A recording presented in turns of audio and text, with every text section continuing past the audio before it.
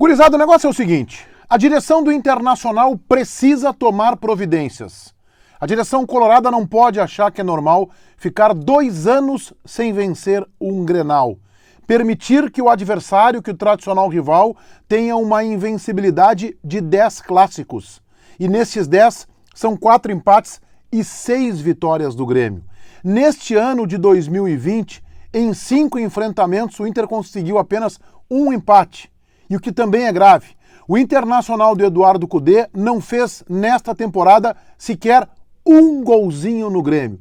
Neste vídeo eu vou te falar sobre esta passividade da direção do Internacional.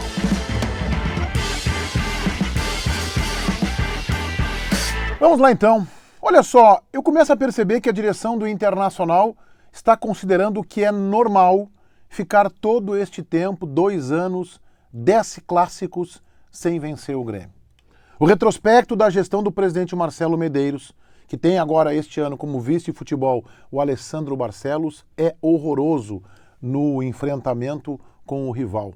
Nos últimos 10, o Grêmio tem 6 vitórias e 4 empates. E neste ano é pior ainda. Neste ano de 2020, o Internacional do Cudê tem sido um verdadeiro fracasso, um vexame quando o adversário do outro lado é o rival Grêmio. São 5 jogos e o Cudê conseguiu apenas um empatezinho. E o que é emblemático nesta leitura? O Inter de Eduardo Cudê não marcou um gol no Grêmio em 2020.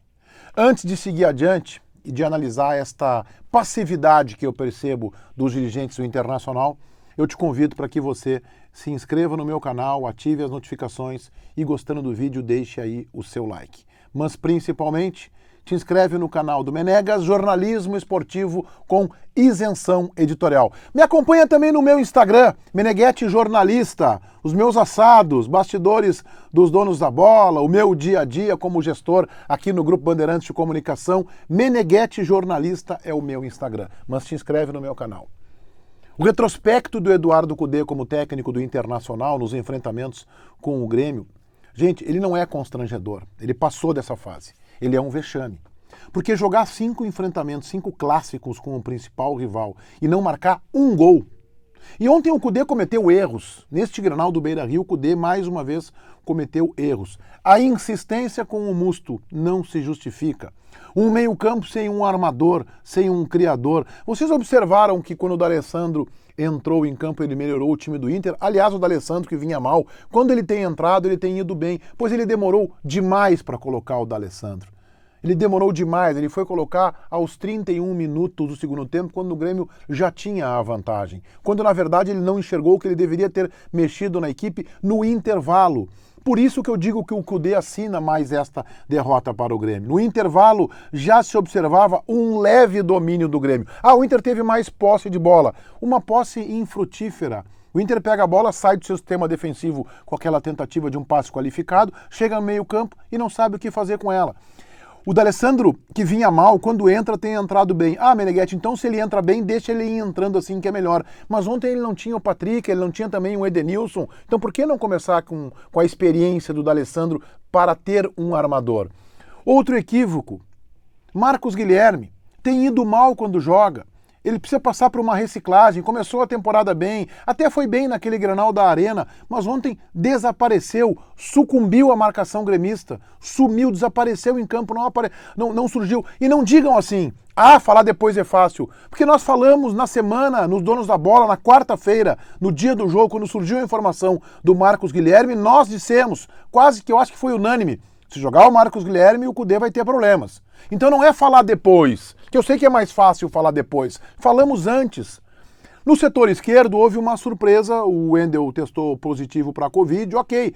Mas será que ele não pensou em botar o Saravia pela esquerda, que é mais qualificado? Gente, o Internacional teve problemas sérios. O Orejuela e o Alisson pelo setor direito do ataque. O Internacional teve problemas sérios no seu sistema esquerdo. E poderia colocar o Rodinei pela direita e deslocar o Saravia. Por que improvisar no setor? O Cudê também tem esta mania de achar que jogador que sabe sair jogando, e o Zé Gabriel não fez uma partida ruim. Ele fez uma partida até interessante, mas o Inter tem corrido muitos riscos com os passes equivocados. Então, assim, há problemas do time. O time do Internacional se apequena quando vê o Grêmio pela frente, isso é claro, isso é nítido. O treinador erra. E o que falta para a direção? Cobrar do Eduardo Cudê e dizer assim, Cudê, não é normal isso. Já não era normal antes. Não precisava desse clássico para se dizer que é anormal. Bastava o clássico da Arena, quando o Grêmio praticamente liquidou a fatura do Campeonato Gaúcho, ganhou por 2-0. Eu e você que está do outro lado, o Renato e o Cudê sabiam que o placar real daquele jogo era 4-0 para o Grêmio.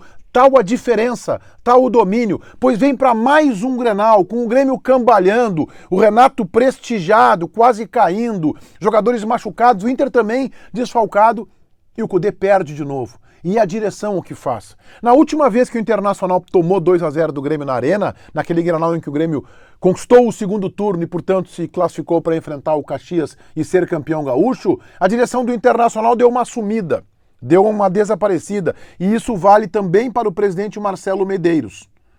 Este é o momento da direção se fazer presente, para se comunicar com o torcedor e com o associado, que está ajudando, contribuindo para sustentar o clube, especialmente na época de pandemia e agora, na pandemia quando não tinha jogo, e agora quando tem jogo sem estádio. Pois se a direção do Internacional não for enérgica e não souber se comunicar agora, eu garanto a vocês que o quadro social do Internacional vai ter um impacto forte. E depois não adianta reclamar e depois não adianta chorar. Este é o momento da liderança. Este é o momento do gestor. E isto vale para o presidente Marcelo Medeiros e para o Alessandro Barcelos, que a gente sabe tem interesse, inclusive, em ser candidato à presidência do clube, pois com esse retrospecto em clássicos grenais, ele não vai conseguir colocar de pé a sua candidatura. Daqui a 10 dias tem mais um Grenal, mas com um significado muito menor, porque é pelo Campeonato Brasileiro, é o primeiro Grenal da competição, é apenas mais um para o Grêmio somar 3 pontos. As atuações do Internacional no Grenal da Arena do segundo turno, que decidiu o turno, e de ontem são escandalosas. O Internacional com medo, um time retraído, e a impressão que eu tenho é que toda aquela vontade que o Cudê diz nas entrevistas, que foi olhar na folhinha quando tomou 2-0 do Grêmio na Arena, que faltavam 45 dias para o próximo Grenal, isso não vai para campo. Porque o Cudê fez um time medroso, acanhado, com postura de quem quer empatar para superar o Grenal e tentar decidir a classificação fora. Pois agora o Internacional criou para ele um problema gigantesco. O Inter vai ter que pontuar e talvez ganhar o jogo do América em Cali na próxima semana. Porque se não ganhar lá, joga tudo contra a Católica no Chile no dia 20 ou 22 de outubro. O Inter é líder, é uma liderança enganosa, porque o Grêmio tem 2 jogos em casa e o Internacional tem 2 jogos fora. A liderança do Campeonato Brasileiro também, com o futebolzinho que o Inter vem jogando na competição nacional, já bailou. O Inter está bem posicionado no Brasileirão? Claro, está bem posicionado, mas o decréscimo de qualidade do Internacional é visível e a direção do clube, a impressão que eu tenho é que está confortável e não faz absolutamente nada. Eu espero cobranças na comissão técnica, eu espero cobranças no Eduardo Cudê e eu espero manifestações públicas dos dirigentes em resposta aos torcedores e principalmente aos associados. Está inscrito no meu canal? Te inscreve no meu canal Jornalismo Esportivo com independência, com isenção editorial e me acompanha lá no meu Instagram, Meneghetti Jornalista. Feitoria gurizada. Vai, um abraço.